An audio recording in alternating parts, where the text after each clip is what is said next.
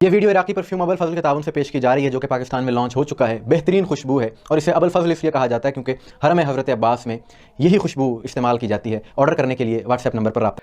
بسم اللہ الرحمن الرحیم، السلام علیکم مومنین اکرام، امید ہے آپ سب خیر و عافیت سے ہوں گے۔ تاریخ گواہ ہے اس بات کی کہ اسلام مخالف، اسلام دشمن قوتوں نے ہمیشہ استعمال کیا ہے فرقہ واریت کا، مسلمانوں کو تقسیم کرنے کے لیے، مسلمانوں میں اختلاف پیدا کرنے کے لیے اور اپنے مفادات حاصل کرنے کے لیے۔ ہمیشہ انہوں نے فرقہ واریت کا سہارا لیا ہے، اور یہ صرف کہنے کی بات نہیں ہے بلکہ پاکستان کے اہم ذمہ دار شخصیات، اداروں کے لوگ، یہاں تک کہ وزراء اعظم یہ بات کر چکے ہیں کہ ہمیشہ وہ لوگ شیعہ سنی فساد کو ہوا دے کر اپنے مقاصد حاصل کرتے ہیں۔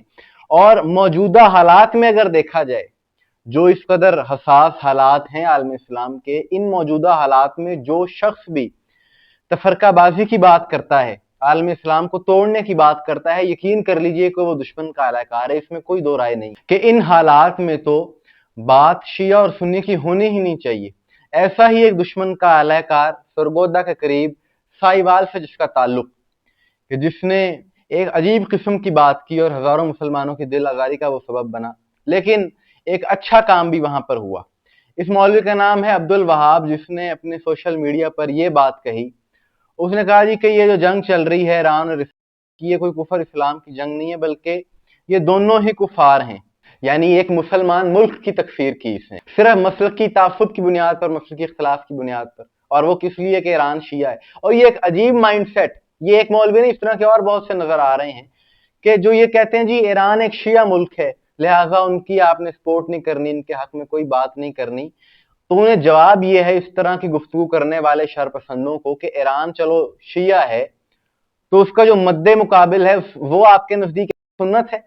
یعنی عجیب بات ہے، سمجھ سے بالا تر کیسی اسٹوپڈ قسم کی باتیں کر رہے ہیں یہ لوگ۔ اسی مائنڈ سیٹ کا، اسی تکفیری مائنڈ سیٹ کا فائدہ تو اسلام دشمن قوتیں اٹھاتی ہیں، اور پاکستان میں بھی جو حالات کشیدہ ہوتے ہیں مذہبی طور پر، وہ بھی انہی عناصر کی وجہ سے ہوتے ہیں۔ لیکن اس معاملے پر ایک مومن نے کمال رد عمل دیا، بر وقت اس نے کاروائی، بڑی جرت کا مظاہرہ کرتے ہوئے اس نے اس مولوی کے خلاف ایف آئی آر کی درخواست دی، بلکہ ایف آئی آر درج کروائی۔ اب اس کے خلاف یقیناً قانونی کاروائی ہوگی، اور ہمارا مطالبہ ہے کہ ایسے عناصر کے خلاف کاروائی ضرور ہونی چاہیے۔ اور ہم تو یہ بات شروع سے کرتے آ رہے ہیں کہ تکفیر کی بات جو بھی کرے، کسی مسلک کی بھی جو شخص تکفیر کرتا ہے، اس کے خلاف ضرور کاروائی ہونی چاہیے، وہ پابند سلاسل ہونا چاہیے۔ اس کی وجہ یہ کہ وہ عالم اسلام میں تفرقے کا سبب بن رہا ہے۔ فرقہ واریت جس کی نفی قرآن نے کی ہے، پھر بھی یہ لوگ باز نہیں آتے، اور ایسے ہی لوگ یزیدی کردار ادا کرنے والے ہیں جو فتنہ برپا کرتے ہیں معاشرے میں۔ اور موجودہ حالات میں تو تمام مسلمانوں کو یہ بات ذہن نشین رکھنی چاہیے، اس کا خاص طور پر خیال رکھنا چاہیے کہ یہ وقت نہیں ہے شیعہ سنی نفرتوں کو ہوا دینے کا، اختلافات کو ہوا دینے کا، بلکہ یہ متحد ہونے کا وقت ہے۔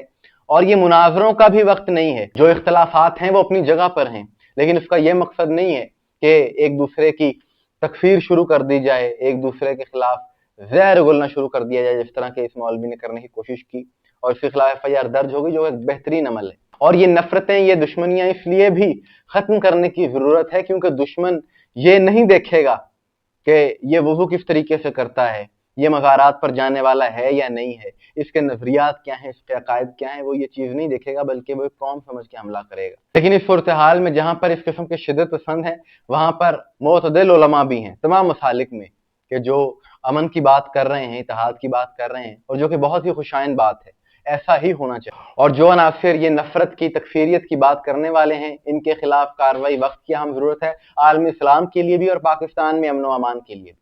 اگر یہ اقدامات ایک دہائی پہلے، دو دہائی پہلے جب یہ سلسلہ شروع ہوا، اس وقت ہی شروع کر دیے جاتے، تو پاکستان میں بھی فرقہ واریت جیسی یہ نفرت نہ پھیلتی۔ مومنین اکرام، آپ کی اس حوالے سے کیا رائے ہے کمنٹس میں ضرور بتائیے گا۔ مجھے دعا میں یاد رکھیے گا۔ السلام علیکم ورحمۃ اللہ۔